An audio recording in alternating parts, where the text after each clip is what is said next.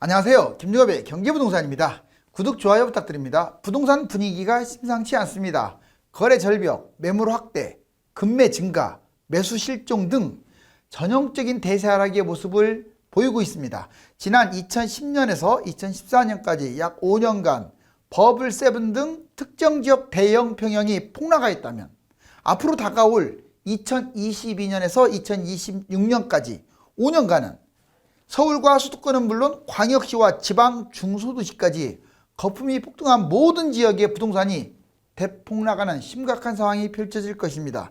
일반인들이 이미 하락장이라고 느끼고 있을 때는 거래가 완전히 끊기고 팔리지를 않아 5년간 하락의 지옥 터널에 빠지게 됩니다. 정말 심각하네요. 유료상담은 010-3999-8808 전화 주십시오. 2022년부터 5년간 대폭락, 부동산 7곳 난리 난다. 이때부터 하락이 시작하면 대략 내년이라고 잡는다면 2026년 정도가 바닥이 되겠죠. 자, 엄청나게 지금 지옥불에 추락하는 모습이 보이네요.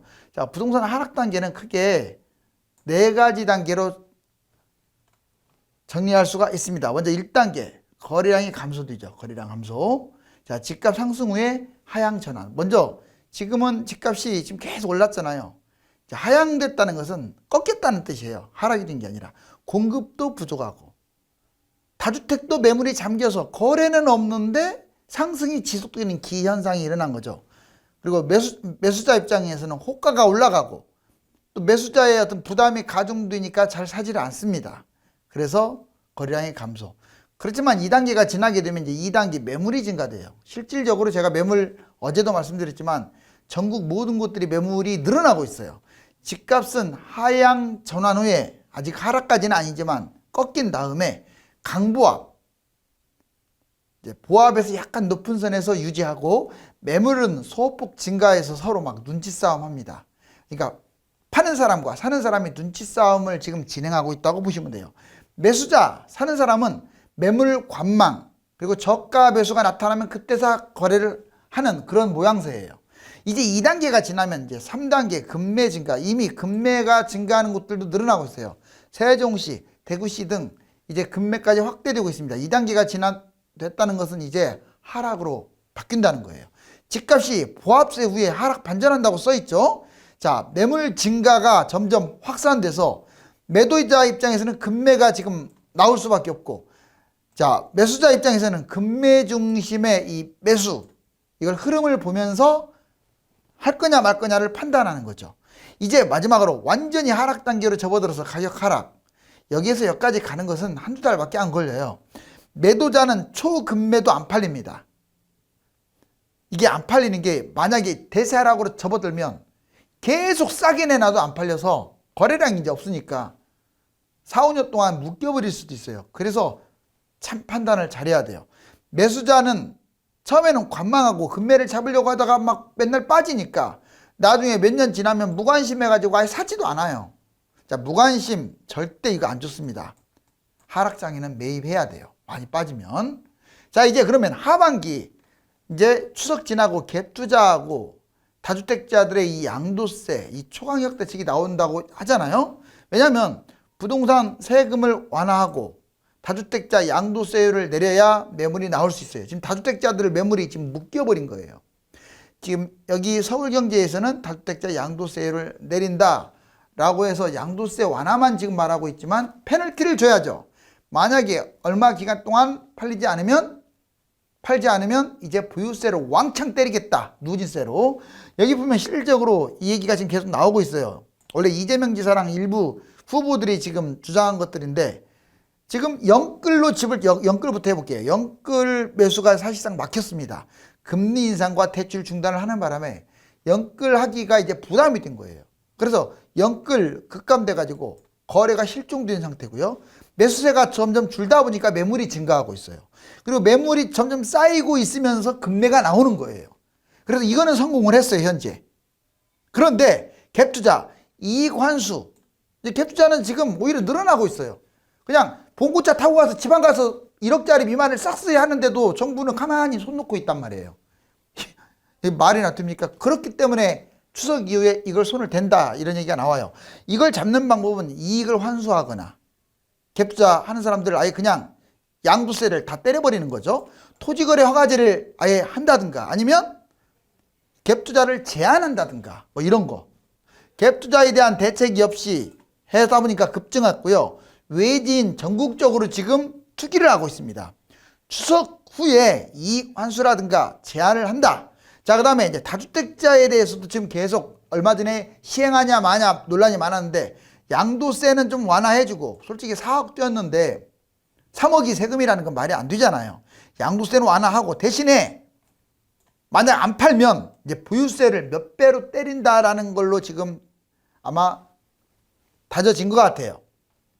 다주택 매물이 지금까지 잠겼잖아요. 추석 후에 이제 한시적으로 이런 대책을 쏟아내면 매물이 다주택 매물이 나올 겁니다. 그리고 중과세는 폐지하되 보유세는 점점 강화시키면 안 팔고는 못 빼겨요. 자, 이제 부동산 폭등락 사이클 이거 좀 중요하니까 별표 한번 쳐볼까요? 자, 2022년부터 하락. 그러니까 2022년이라 봤자 얼마 안 남았잖아요.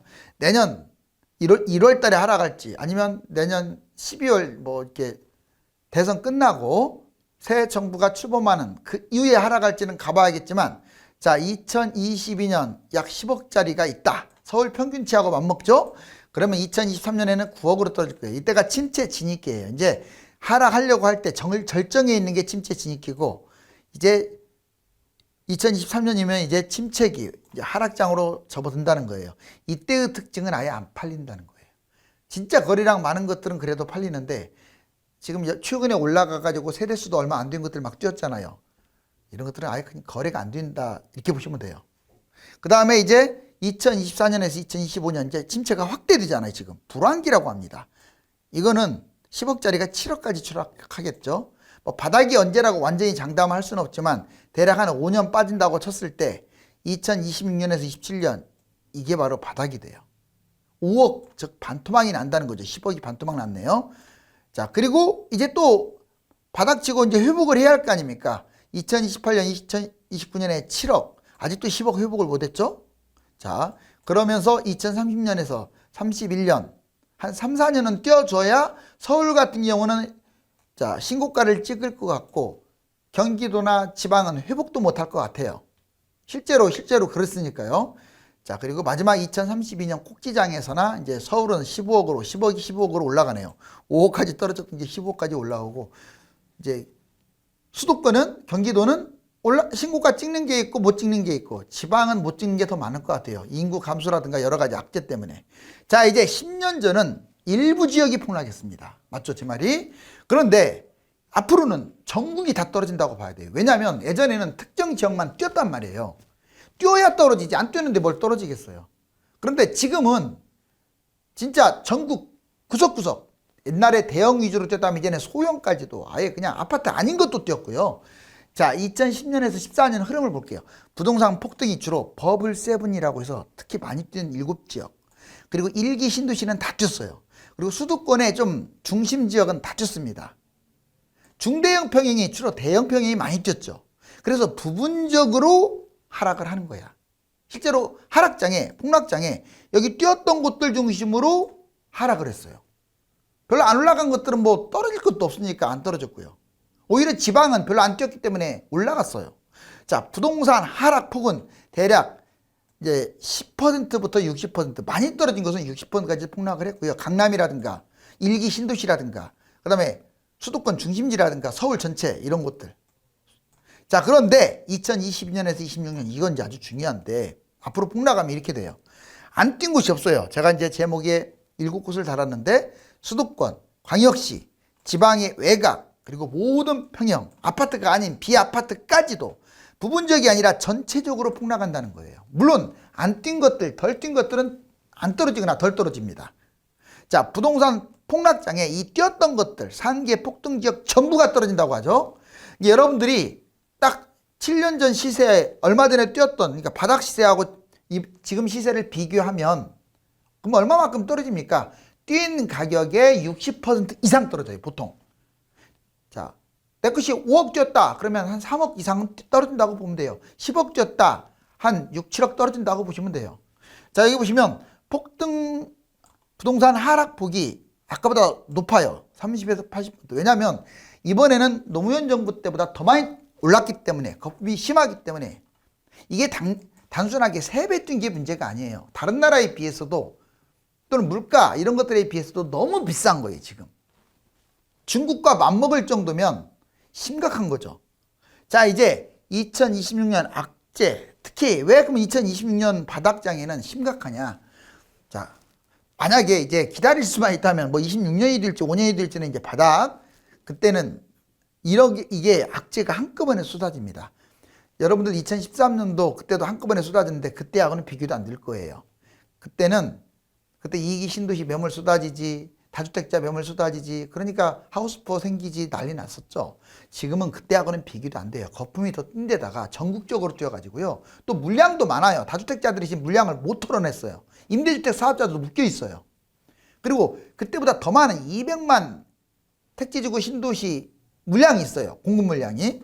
자, 보세요. 분양 200만 채 쏟아질 거예요. 한꺼번에. 다주택 640만 채 한꺼번에 쏟아지고, 영끌, 갭 투자가 버틸 수가 없습니다. 집값이 계속 떨어지게 되면요. 어떻게 영끌이 이자 많으니까 버티는데 갭 투자는 전세값이 떨어짐으로써 돈이 없는 사람들은 경매 당하기 전에 던질 수밖에 없어요. 자, 하락장.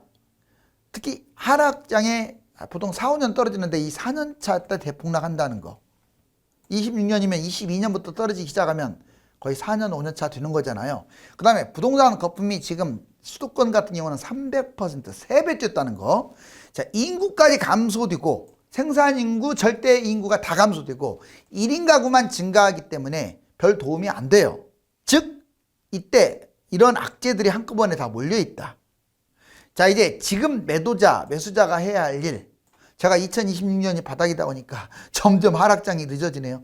좀 내용 좀 보세요. 내용도 보지도 않고 무슨 26년부터 내가 하락한다고 했어요. 26년이 바닥이 되려면 당장 올해 내년부터 하락을 해야 그렇게 바닥이 되는 거예요. 자, 그 다음 매수자 이거 오판해가지고 뭐 나 때문에 팔아가지고 무슨 망했다. 얼마나 무능합니까? 그 유튜브 내용 잘 보면 저는 그렇게 막 팔라고 안 해요. 제목은 조금 떨어지는 쪽으로 잡지만 내용을 제대로 보세요. 이것도 지금 여러 번 해준 거예요. 여러 번. 자기 마음대로 팔아가지고 왜 팝니까? 지금 올라가고 있는데 아직은 올라가고 있잖아요. 다만 타이밍은 잘 봐야겠죠. 매수자들도 비싼 것들 잡으면 좋지 않다고 하잖아요. 자, 보세요. 매도자들 선택, 추선의 방법. 여기 보세요. 비과세가 됐다 내가. 비과세 아닌 걸 팔 리가 없죠. 세금이 있는데. 자, 비과세 조건으로 오르는 중입니다. 아직은. 그래서 일단은 추석 지나고까지도 봐야 돼요. 나홀로 아파트, 비아파트, 이것은 뭐 무조건 팔라는 건 아니지만 지금 거래가 되고 있잖아요. 본인이 적당하다 하면 얘들 나중에 하락장 접어들면 안 팔려요. 이런 것들은. 자, 지속적 매도를 시도해라. 그 다음에 다주택, 수익이 낮아. 다주택, 말만 다주택이지 무슨 수익 별로 올라간 것도 없어. 그러면 매도하세요. 왜 자꾸 집을 갖다 끌고 갑니까? 근데 수익이 크면 버티기 할 수밖에 없어요. 어떻게 팝니까? 양도세가 있는데.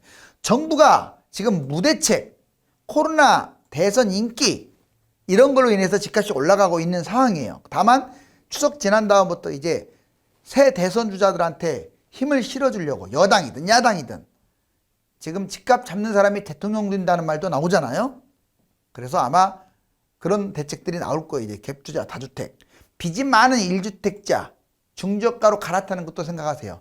내가 3억에 사는데 지금 내가 5억에 사는데 지금 막 18억 됐다. 그러면 또 빚이 많아. 그러면 18억짜리 던져버리고요. 좀 작은 거 한 10억이나 9억, 8억, 7억, 6억 이렇게 갈아타는 것도 생각을 하라고요. 무조건 하라는 게 아니라. 왜? 비싼 게 많이 떨어지니까. 자, 매수자 추선의 방법. 매수자는 비과세 잔금 기준으로 지금부터 만약 올라간다고 치더라도 1년은 뛴다고 하더라도 2년 3개월 동안 계속 올라간다는 보장이 없어요. 만약 왜냐하면 잔금 기준으로 2년 3개월인데 그 전에 팔게 되면 세금이 60, 70% 이상이에요. 폭탄이죠. 폭탄. 1억 뛰면 뭐합니까? 세금이 7, 8천 나가는데. 자, 2년 이내 보유. 갭투자 같은 경우는 실거주도 안 하기 때문에 설령 2년 이내 보유해도 수익이 높지 않아요. 만약 하락이라도 하면 망하고. 빌라, 오피스텔, 나홀로 아파트, 상가는 매입해서는 안 됩니다. 자, 그 다음에 정부 무대책, 코로나 대선 인기, 그리고 집값 상승 지금 이렇게 이어왔는데 추석 이후로는 이제 바뀌어진다고 하잖아요. 중저가, 저평가, 실거주, 자본금 이 조건을 어느 정도 갖췄다면 무조건 매입 못하게 하는 건 아니에요. 별로 올라가지 않는 대단지다.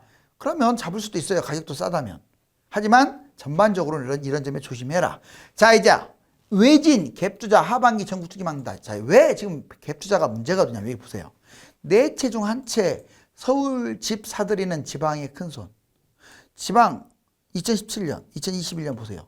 19.29%인 게 26.65%로 늘어나서 요즘은 30%까지도 육박하죠. 그 말은 무슨 말이냐면 투기하는 거예요. 이것은.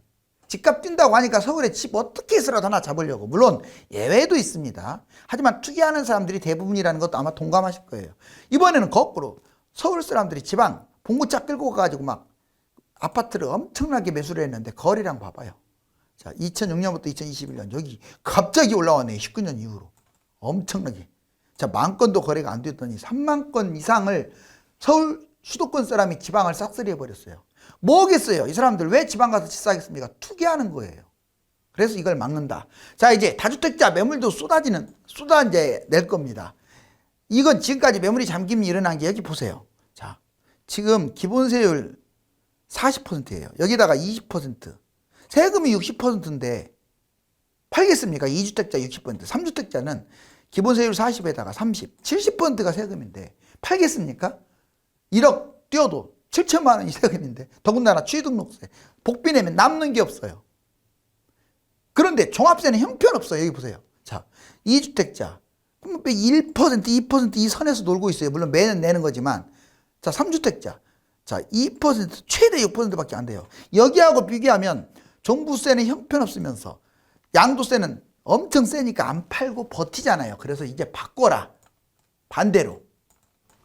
얘는 좀 줄여주고 얘는 엄청 늘려준다. 결국 다주택자와 갭투자 때문에 지금 집값이 뛰는 거예요. 왜 집값이 뛰는지를 모르겠다. 정답입니다. 이게. 공급이 부족하다고? 아유, 거짓말 하지 마세요. 뭔 공급이 부족하다고 집값이 지금 폭등합니까? 그 뉴스에 좀 넘어갑니까? 2013년은 공급이 제일 없었어요. 한번 그래프 보세요. 그때 집값 엄청나게 폭등했어요. 그러니까 결론적으로는 자, 다주택자 갭투자들 때문에 집값이 폭등한 거예요. 다주택자 보세요. 해마다 늘어났잖아요. 이 사람들이 쓸어 담아가지고 매물을 갖고 있으니 또 갭투자를 하면 안 되는데 실거주도 아니면서 막 투기를 하니까 이렇게 많이 52% 가까이 투기를 하니까 그런 문제가 생긴 거야. 자, 금리 인상 후에 부동산 매물은 늘고 심리지수가 꺾였다고 제가 말씀드렸죠. 여기 보시면 자, 금리 인상 대출 중단 이후에 아파트 시장 매수 심리가 변화됐는데 여기 8월 23일 9월 6일자 보면 뭐 색깔이 비슷한 것 같지만 자, 전체적으로 봤을 때 이쪽보다 이쪽이 매물이 훨씬 많이 늘어났어요. 그리고 매수 우위 지수, 매수 지수가 줄어들었어요. 이건 매수 지수예요. 심리 지수가 꺾였다 이 말이에요. 예를 들면 172가 157이 됐고 132, 125가 됐고 전반적으로 지금 8월 달이 정점이었고 9월로 가면 갈수록 줄어들어요. 자, 그리고 이거 보시면 자, 팔려고 하는 사람이 점점 줄어들었어요. 여기 보세요. 계속 내려왔다가 최근에 올라가고 있죠. 여기 보세요. 지금 이게 8월 7일까지밖에 안 나왔는데 9월까지 나오면 이렇게 좀 올라가고 있는 중이에요. 그런데 빨강색은 자, 이건 올라간다는 말은 매물이 쌓인다는 거예요. 자, 그리고 이번에 매수자 보세요. 매수가 못 잡아서 안 달랐어요. 이것은 자꾸 잡으려고 한다는 거예요. 올라가면. 근데 이번에 떨어지고 있죠. 매수자는 심리가 죽고 있어요. 매도자는 자꾸 팔려고 하고 있고 매도자는 줄어들고 있습니다. 이게 언제부터 드러났다? 금리 인상부터. 실질적으로 매수 우위 지수도 이렇게 점점점 내려가고 있고요. 자, 이제 청개구리가 어디로 뛸지를 그동안에는 몰랐어요. 집값이 계속 폭등했잖아요. 이제 이 청개구리도 자기가 뛸 방향을 정확하게 잡았습니다. 추석 이후에 갭투자 제한과 다주택 매물을 쏟아내게 하는 대책들이 연달아 나올 것으로 예상이 되기 때문에 생각보다 하락장이 앞당겨질 수 있습니다. 그렇다고 멀쩡한 아파트를 당장 매도할 필요는 없으며 지금부터 흐름을 주시하면서 타이밍을 잡아야 합니다. 감사합니다.